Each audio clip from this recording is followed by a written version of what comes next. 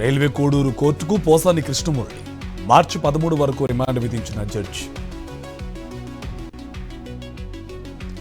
Obulavaripalli police స్టేషన్లో పోసాని విచారణ 9 గంటల పాటు విచారించిన SP Vidyasagar.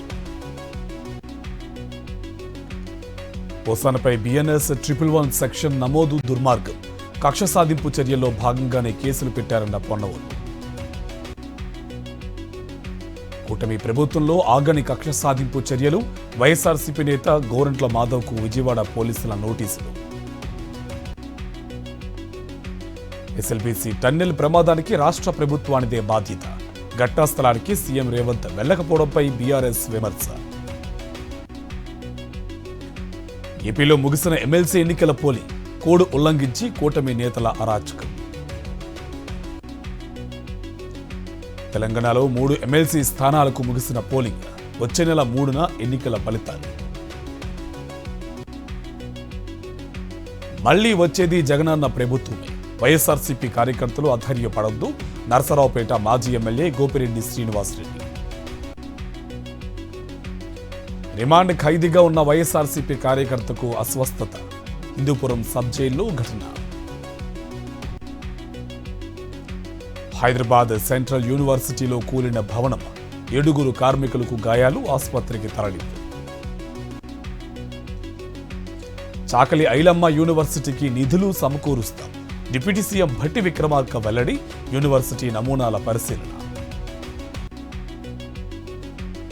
జడ్చర్లలోని ZP హైస్కూల్లో head master చేతివాట, పాఠశాలలోని కంప్యూటర్లు, పాఠ్యపుస్తకాలు రహస్యంగా విక్రయం.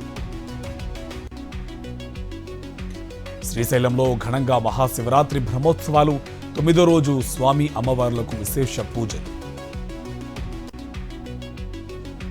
హనుమకొండ జిల్లా ఐనువోల్లో కొనసాగుతున్న శివరాత్రి ఉత్సవాలు, మల్లికార్జున స్వామికి ఘనంగా రావణ వాహన సేవ.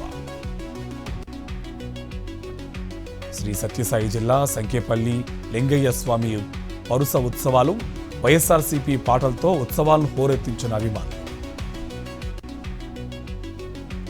అరసవిల్లి సూర్యనారాయణ స్వామి ఆలయంలో అపచారం, టాయిలెట్ వద్ద భక్తులకు ప్రసాదం పంపిణీ.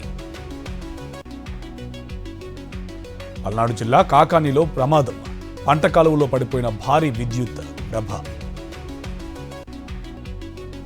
శంషాబాద్ ఎయిర్పోర్ట్లో 4 దొంగల అరెస్ట్, 20 లక్షల విలువైన కాపర్ను దొంగలించిన ముఠ. రాజలింగమూర్తి హత్యపై వీడియో విడుదల చేసిన భార్య సరళ, దోషులను పట్టుకోవడం లేదని ఆరోపణ. ఛత్తీస్గఢ్లోని సుక్మా జిల్లాలో భద్రతా బలగాల సెర్చ్ ఆపరేషన్, మెట్టిగూడ అడవుల్లో మావోయిస్టు డంప్ స్వాధీనం. కేంద్రం డీఎంకే మధ్య ముదురుతున్న లాంగ్వేజ్ వార్, హిందీ వల్ల ప్రాంతీయ భాషలకు ముప్పుందన్న సీఎం స్టాలిన్.